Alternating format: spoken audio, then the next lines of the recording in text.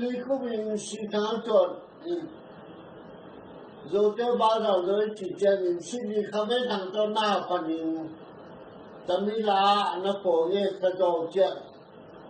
hai cái khó biết xin thắng chuẩn mình rồi mình tế báo rằng rồi thì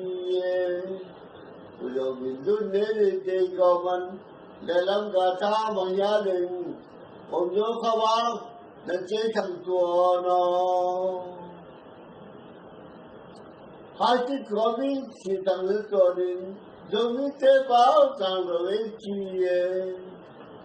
rồi mình luôn nhớ để có mình để làm cả ta bằng gia đình ông nhớ không bao để chơi thằng chùa nó